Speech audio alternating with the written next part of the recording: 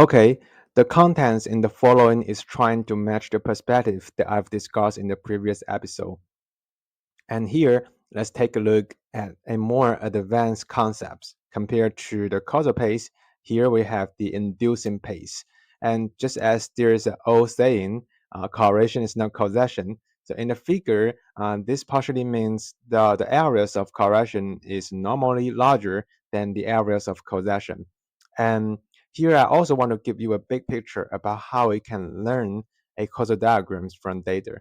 Um, in the previous episode, I introduced you. We can by the Markovian property, and the important property of the Markovian framework is the conditional independence, right? It, this represents sort of causal significance from the data.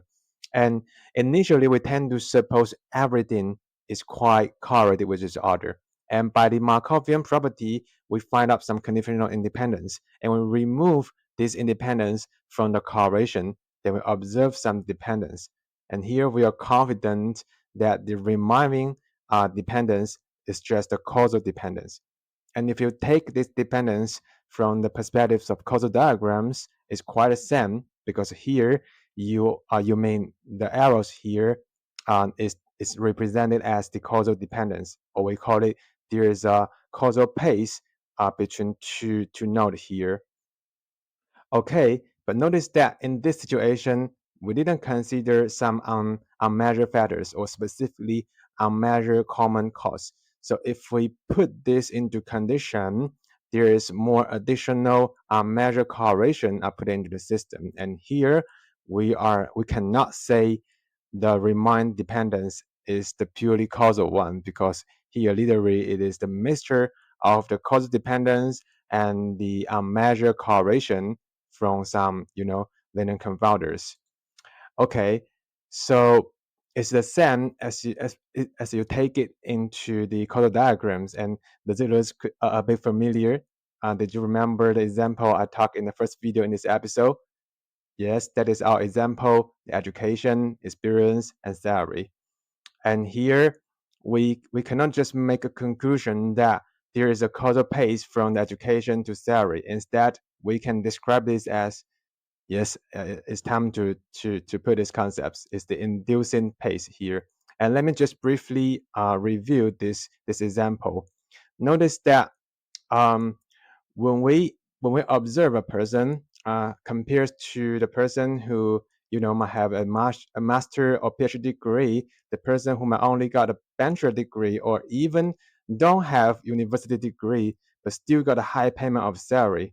So we want to figure out whether there is some causation between these two factors, and the potential mechanism might be you know, those people who might only got who might just be undergraduate students, they strive to accelerating their working experience as early as possible. So the result is the more the working experience they have, the more the opportunity they're making them more easier to get appreciated by the employer, so that they will get a high payment of salary. So it's okay you control this factor before you testing the causation between these two factors, because you have to make sure the people you're testing are at the same level of working experience, right?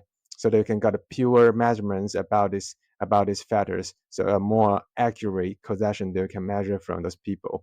But quite unfortunately, maybe due to some unknown characteristic we don't know, um, there might some random confoundings between the working experience and salary. That is, the situation might be those people you're testing just happen to have some connection with the company they're working for, which will make them more easier to get the working experience and naturally get a more higher payment of salary.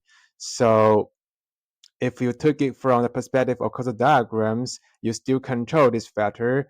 You are control a very dangerous mark, which is the collider. And the result of collider is that you um, you will open the door to induce the new confounding from this unknown characteristic, and and so that you couldn't make a accurate conclusion to say there is a causal pace from the education to salary. Instead, we should say there is an inducing pace. So here, the concept of inducing pace has at least two layers of meaning. The first layers of meaning is, of course, there's exactly some causal relations between these two factors. So this is as same as saying there's a causal pace from education to salary.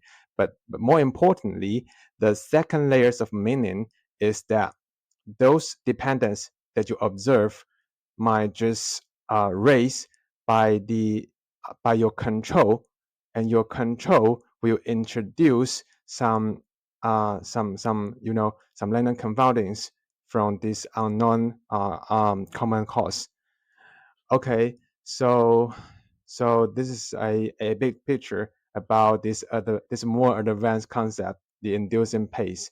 And it turns out that the concept of inducing pace is quite a basic concept, and there are so many definition in causal diagrams learning are exactly based on the concepts of inducing pace.